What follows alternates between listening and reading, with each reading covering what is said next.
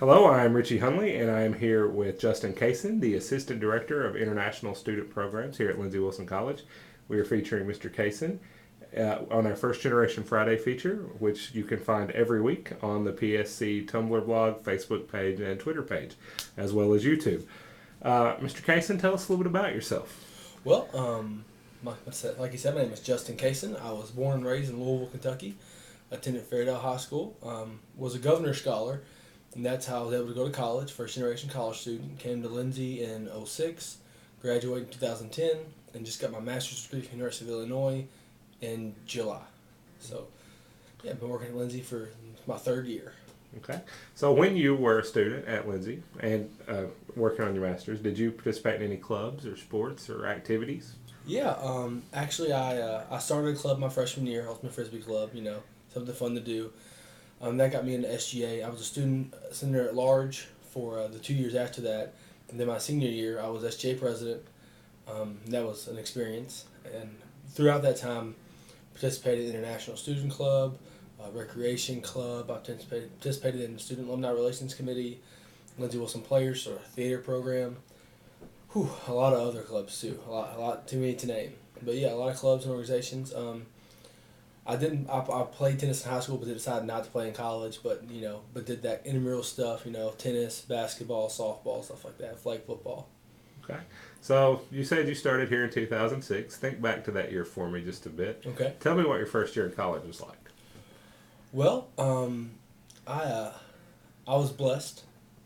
Didn't have a lot of money. Didn't have a lot of money for stuff. As I've been told, I've been talking to other people. I had the Walmart wardrobe, so you come in with your clothes you had your senior year of high school. Not really much new stuff. I had an Xbox which was given to me by my grandma, so I could fit in that way, I guess. But yeah, it was great. Came in, my roommate and I had met on Edge Day, so we kind of knew each other a little bit. We were from different sides of the track, but it really worked out well. Met a lot of good friends. Especially being in Horton, I think there's something about being in a freshman area as a freshman. I feel like, you're there and, if you're bored, which is all kinds of stuff to do, but you're bored and you're like, what can we do? And then you make plans and you might get in trouble, but it's all part of the learning experience. That's what I feel like it's a big part of. And Lindsey really fosters that family atmosphere. So it's like, hey, what do you want to do? Let's go do something. And that's what you do. So what was the biggest challenge that you had while in college?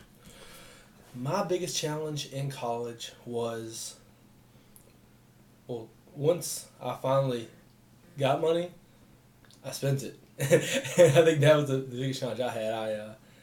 I used some student loans to buy my wife's engagement ring, stuff like that, So I guess that was the biggest challenge I had was just, spending money because, when you never had anything, you're like, oh, now I can go out and hang out with my friends, go do this, go do that. And you're like, okay, let's do it. So... But yeah, that's pretty much the biggest challenge. I mean, Lindsey really helps you out. I struggled in my biology class, but I got an A in that with my tutor, and that's pretty much one of the hardest classes I've had. But yeah. So what did it mean to you to be a first generation college student? Well, my dad pretty much told me that the only way I was gonna be able to go to college was if I got a scholarship. There's no way for us to pay for it. There's no way, single father. Me and my little brother, he's on disability, hurt himself at work, so wasn't much money available for college. So going to college and then eventually getting my degree, it meant a lot to me for him because my dad did a lot for me to get me through things. He would go to certain points as like doing without so that I could do with. I went to Washington D.C. for a semester for an internship up there at the Smithsonian, and he did without so I could have a plane ticket to go up there and stuff like that. So yeah, it was really big for my family. I mean, it was big for me, but big for my family too. That we weren't really the typical college family, but somehow we got through it together, and it meant a lot for me for that. And then now I know that my kids will have a better future than I had when I was growing up. So that's another driving force, I guess. And it sounds like your dad was a big influence in you choosing to go to college as well. Yeah. He always challenged me. An A is an A, and a B is not an A. and that's kind of how that process went. So he always challenged me, and he said, hey, you can do this, or you can go to college and do something more. And to him, he actually doesn't really understand what my major's in. Has no idea, but really has no idea. But he's so happy that I have a degree.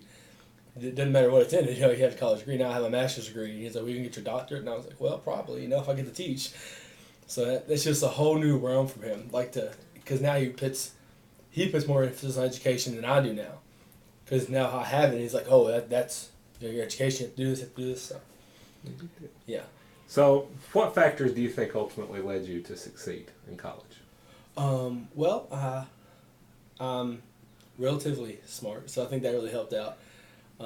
I enjoyed my classes. I really, when I came in, and people who are here now, we don't disagree with this completely, but I was really shy in high school. And I came in and decided I wasn't going to do that anymore, and made a lot of friends.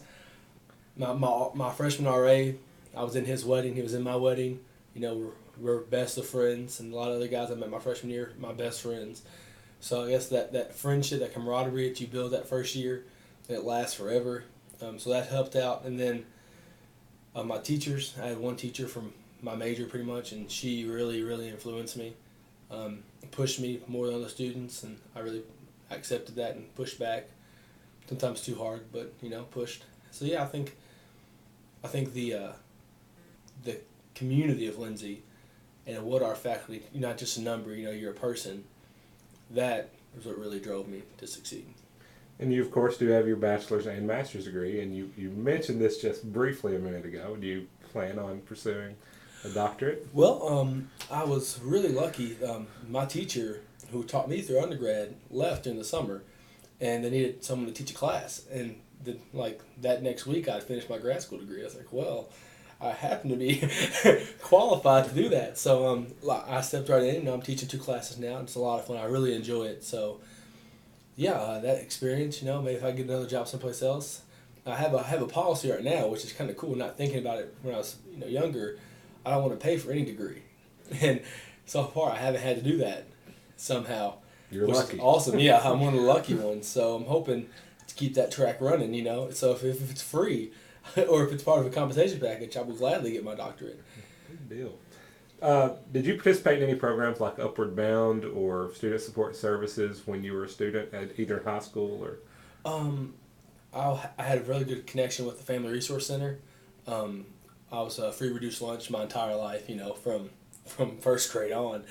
So they really helped out. I did with the Shop with the Cop stuff up in Louisville. Then the Governor's Scholars Program, the Tourism Honors Academy, both of those programs are up in Louisville, and they really helped me out, and that kind of supported. And actually, the Tourism Honors Academy, when I came down to Lindsay, they came down with me for my visit and helped me move in. Back when Horton didn't have air conditioners, that's when I came in. They actually purchased an air conditioner for me. So that was the key back then. I mean, you got an air conditioner, that was the place everybody went to hang out. So that was a big social barrier that helped with that process. But no, I feel like those programs really helped out a lot. So our last question, and this is my favorite question to ask because it always gives some of the best responses. If you could offer just one piece of advice to other first-generation college students, what would that be? Whew. It's like seniors who are about to go into college, or any first-generation college students that are already here, either one, wherever you want your advice to come from. I'd say don't let your past define you, but let it drive you. I grew up where my dad did a lot for us. He did, we never did without, but we never did with either. We needed, but we didn't have what we wanted all the time. And that's bad from a a kid perspective. It's good when you grow up and you realize things. So yeah, like I came and I could talk to people about how, hey, my dad makes $12,000 a year and he has 5 with 2 kids. I mean, I can talk about that if I want to, but not letting that define you, but letting it drive you. And now if I make $12,000 a year, something happened. Something bad happened. I should be making a lot more than that in the future. Supporting my family. I feel like that's what you have to do. You have to not let it define your limits, but help it drive you to pass them. I guess would be my closing thought there. We'd like to thank you for your time, Mr. Cason, and join us every week for First Generation Friday. Thank you very much.